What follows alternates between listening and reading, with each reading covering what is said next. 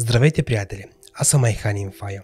Както знаете, по света има много мистерии, много загадки. Това не веднъж съм го споделял в моите видеа. Но какво ако ви споделя, приятели, за полета, който трае 35 години? Самолета, който е кацнал, хората, които са били в него и разбира се, самата случка крие много мистерии и много загадки.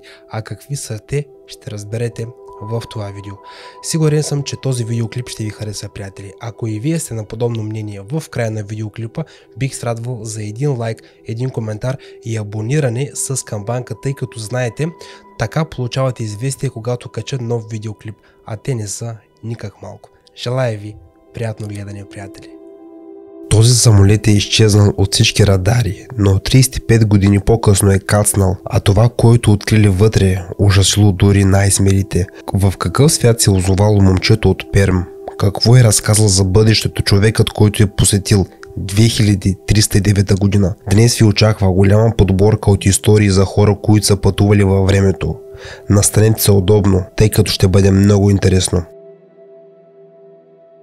На 14 ноември 1989 година е бил публикуван доклад, доказващ съществуването на пътуване във времето. В него се е разказало за мистериозно изчезналия самолет Сантяго, полет 513. През далечната 1954 година той е трябвало да лети от Германия до Чили, напускайки европейския континент. Самолетът е изчезнал безследно над Атлантическият океан. Търсенето на останките е било неуспешно, а екипажът е бил признат за загинал. Но какво се е случило през 1989 година? На 12 октомври над бразилското летище Порто Алегре внезапно се е появил неидентифициран самолет. Той е направил няколко опита за кацане и едва при третия е успял да се приземи. Важно е да се отбележи, че въпреки многобройните опити, връзка с борда не е била установена. Персоналът на летището е бил напълно шокиран и незабавно е уведомил властите, страхувайки се, че самолетът може да е похитен. Летището е било отцепено, персоналът и пътниците евакуирани. Всички полети са били отменени за 2 дни,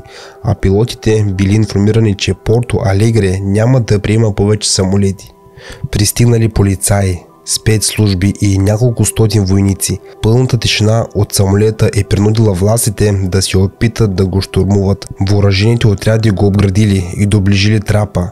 Още в този момент тревогата е нараснала, тъй като на корпуса се е виждал надписът и логото на компанията Сантяго, която не е съществувала от над 30 години. Войниците влезли вътре, били обхванати от ужас. На седалките на пътниците седели и съхнали мумии, а в някои случаи дори и скелети. Всички облечени в цивилни дрехи, без да разберат нищо, войниците са се насочили към пилотската кабина, където ги очаквала още по-голяма изненада. Тялото на пилота Мигел Виктор Кюри е било скелет, покрит само с кожа, но все още е държал управлението на самолета. Жив човек на борда на загадъчния самолет е нямало. Кой и как е приземил самолета въобще?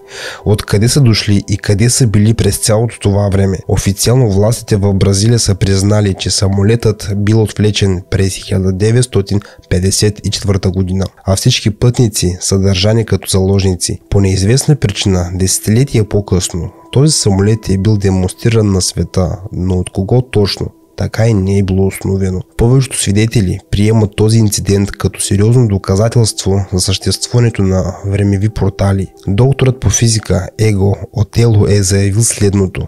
Очевидно е, че полет 513 на Сантяго е попаднал в времева примка. Това е малко изучено физическо явление, при което обект попада в област с аномално протичане на времето и изкривяване на пространството. Те може ли да излязат оттам или да прекарат стотици години?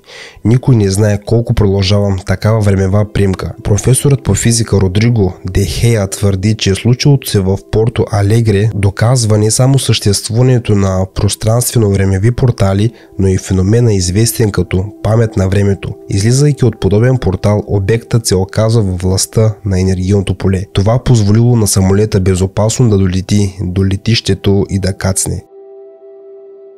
Макар случаят в Перм да не е много известен, той се е случил недалеч от град Перм, Русия. 3 младежи отишли в гората, но един от тях се озовал в невероятен свят. В гората, където младежите преминавали през гората, едно момче е попаднало в свят с огромно житно поле.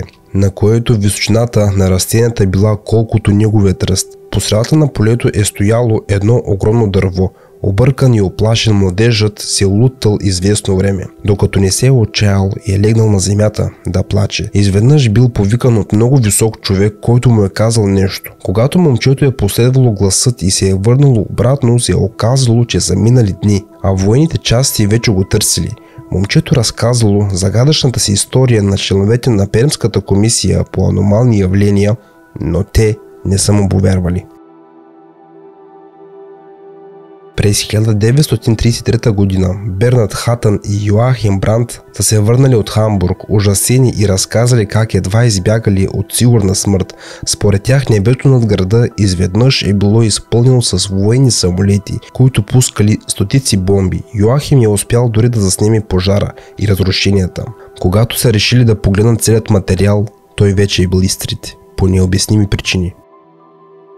Паул Амадеус Динах. През далечната 1921 година Пол Динах изпаднал в кома за цяла година, а според думите му, съзнанието му се е пренесло в тялото на човек, живеещ през 3906 година. След като излязъл от комата и се е завърнал в настоящето, той е записал спомените си в своеобразен исторически дневник, в който описвал виденията си от бъдещето. Според дневника, в периода от 2000 година до 2300 година човечеството ще премине през сериозни изпитания, апокалиптични събития и катастрофи. Особено трагично било описано случилото се през 2309 година, когато човечеството ще преживее най-разрушителната война в историята си, която ще продължи цели 100 години и ще унищожи цели цивилизации в Африка и Източна Азия. Според дневника, през 2309 година започва най-разрушителната война в историята на човечеството. Краят на тази война бил поставен от могъща глобална сила, която установила мир и е поставила началото на нов световен ред. През 3382 година човечеството ще навлезе в последният си етап на еволюция и на Земята най-накрая ще настъпи мир. През 2003 година много хора са получили имейл, в който са били помолени да помогнат за създаването на габаритен модул за деформация с генератор и двигател. Авторът на писмото охотно и подробно е разказал за откликналите се за своята теория относно пътуването във времето и методите за създаване на устройство, който може да го осъществи. Той е насрочил среща със своите последователи в малък град на 9 юли 2003 година, на която обаче така и не се яви. Да се надяваме, че се е върнал на своята планета или поне е попаднал в психиатрична клиника. Никой не знае. На 28 октомври 1943 година предполагаемо се е състоял така нареченият Филаделфийски експеримент, по време на който разрушителният Олдрич с екипаж от 181 души изчезва, а след това моментално се появява на десетки километри от първоначалното си местоположение. Експериментът е предполагаем, защото американските военноморски сили и до днес официално отричат неговото съществуване, въпреки многобройните слухове за него. Смята се, че тогава целият екипаж е загинал с изключение на Алфред Билек. Именно той разказва, че в резултат на този експеримент той е успял да посети бъдещето. Алфред твърди, че организаторите на експеримента са изтрили паметта му, но с течение на времето тя е започнала да се възвръща. Билек е заявил, че е прекарал 6 седмици през 2137 година и още 2 години в далечното бъдеще от 2749 до 2751 година. През 2137 година с изненада е установил, че на Земята живеят само около 300 милиона души. На въпроса къде са изчезнали останалите милиарди хора, не му били дали точен отговор. Казали само, че е имало Трета световна война, по време на която Земята е била опустошена от болести, глад и разпад на държавите. Освен това последвало и нашествие на извънземни, които са се хранили с хора. За щастие нашествието е било отблъснато. По думите на Билек, през 28 век светът се е променил още по-силно, както и самият външен вид на човека. Хората са станали по-изящни, войните останали в миналото, нямало армии и полиция. Отношението към религията също значително се е променило. Тя е съществувала, но в напълно различна форма и разбиране. Хората строили огромни летящи градове с жилищни сгради. Неотдавна в YouTube се е появило странно видео с мъж на име Ноа, който е твърдил, че е пристигнал от 2021 година. В момента видеото има над милиони гледания и хората се питат дали е фалшификация или истина. Лицето на мъжа е скрито, а гласът му е изкривен. Видеото започва с надпис, че този човек е от Южна Америка и е участвал в правителствен проект. Сега страда от анорексия и депресия заради многогодишното си пътуване във времето. Той е около 50 годишен, но изглежда не по-възрастен от 25 години. Благодарение на препарати за подмладяване, Ноа крие лицето и гласът си, тъй като се страхува за живота, но иска да разкаже на хората истината. Според него, още през 2003 година е била открита възможността за пътуване във времето, но тя се пази в тайна и се използва само от няколко свръхсекретни организации. Разказва, че неговата естествена година е 2020 година, но от 13 ноември той е заседнал в времето, след като е останал в този момент. Той е можел да пътува както в миналото, така и в бъдещето, тъй като е твърдял, че през 2028 година пътуванията във времето ще бъдат достъпни за всички. След това разказва за събития, които ще се случат в бъдещето. Споменава, че скоро ще се появят много нови устройства и че сегашният президент на САЩ Доналд Тръмп ще бъде преизбран за втори мандат. В края на видеоклипа той благодари на своите зрители и им пожелава добро бъдеще. Естествено, това послание предизвиква множество скептични коментари. От истински пътешественик във времето бихме очаквали повече откровения от бъдещето, а не просто информация за автомобили и Тръмп. Карнавалът с изкривеният глас и своето скрито лице също предизвиква подозрения, но от друга страна, ако истински пътешественик във времето заседне извън своето време и се страхува за живота си, вероятно няма да разказва твърде много.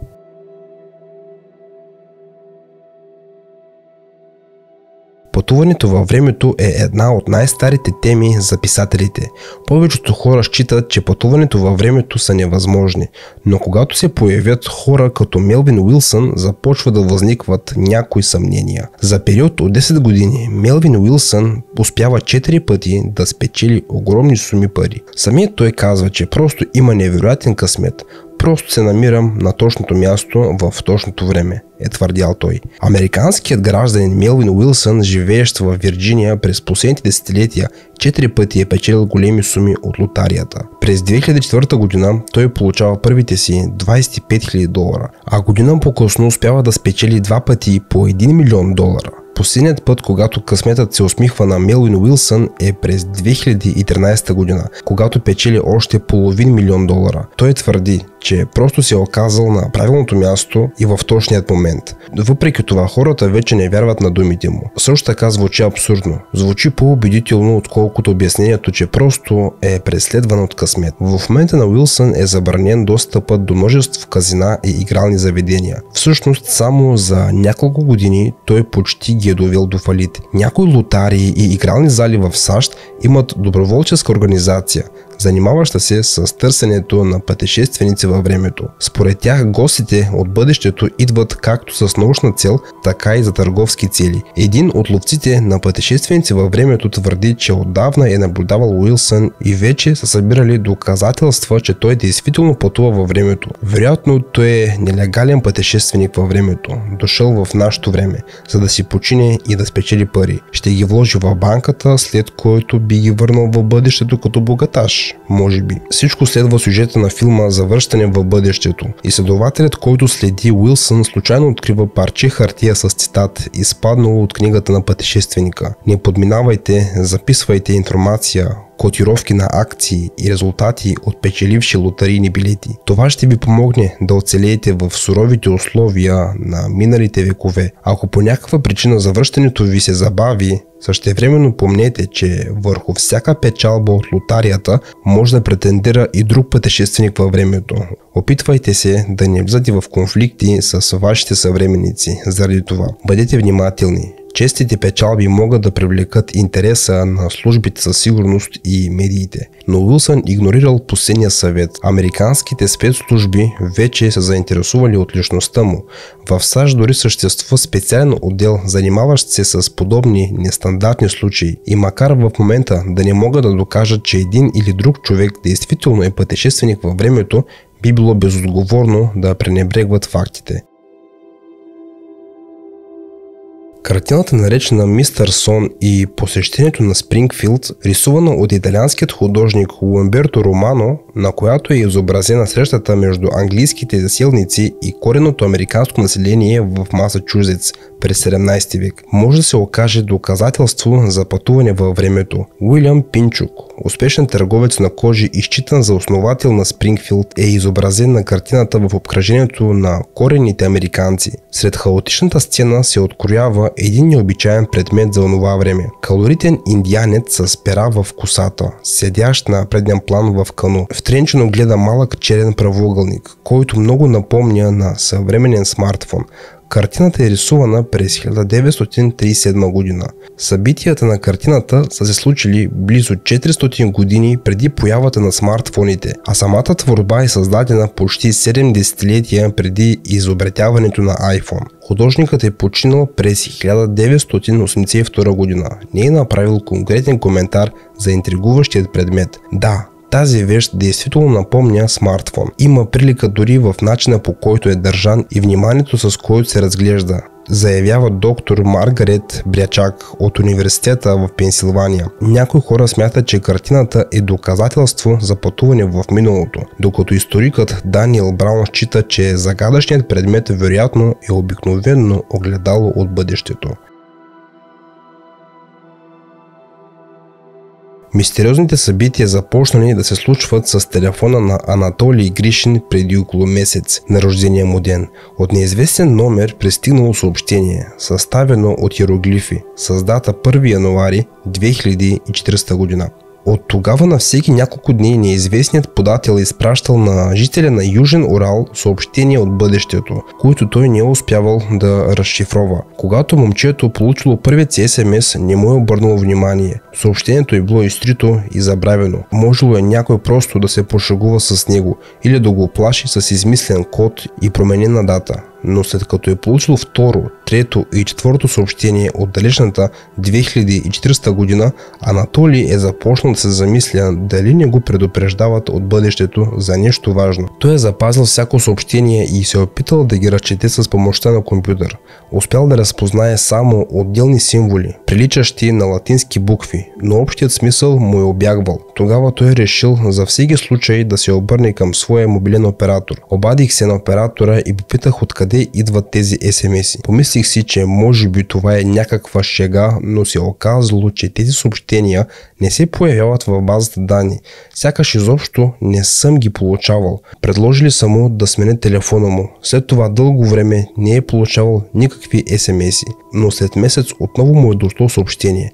Този път иероглифите са били придружени с цифри, а датата е била 2042 година. Приблизително така описва събитията от това време Анатолий. Той се опитва да провери телефонния номер, от който са пристигали съобщенията, но такъв номер не е съществувал при никой оператор. Вероятно Анатолий бил спрял да се интересува от паранормалната активност на своя телефон, но наскоро е забелязал, че след получаването на тези СМС-и му се случват неприятности. Например, едно съобщение като че ли е предупреждавало момчето, че ще попадне в катастрофа. Може би някой загрижен човек от бъдещето се опитва да го предупреди за нещо, или това е просто нечия коварна шега. Всеки може да реши сам за себе си. Аз само искам да добавя, че съобщението от бъдещи години вече са получавали много други хора. Те се опитват да споделят опита си в интернет. Интересното е, че датите за всеки от тях са различни. На някои хора пишат от 2023 година, на други от 2080 година. Всички съобщения обаче имат нещо общо.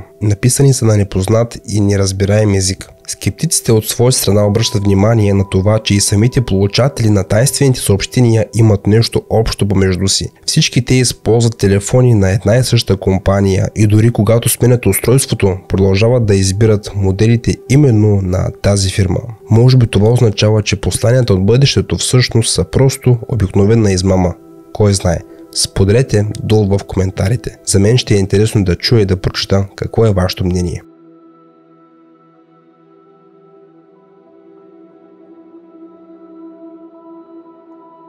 Коя част ви допадна повече и коя по-малко, бих се радвал да споделите долу в коментарите. Предполагам, че знаете, приятели, отговарям на всеки един коментар. За мен това е удоволствие. Ако видеоклипът ви е харесал и сте го сметнали за ценен и образователен, бих се радвал, приятели, за един лайк и един коментар. И защо пък не абониране с камбанка? Ще получавате безплатно известия за всеки един качен видеоклип от мен. Чао, приятели, и очаквайте съвсем скоро много нови и интересни видеа.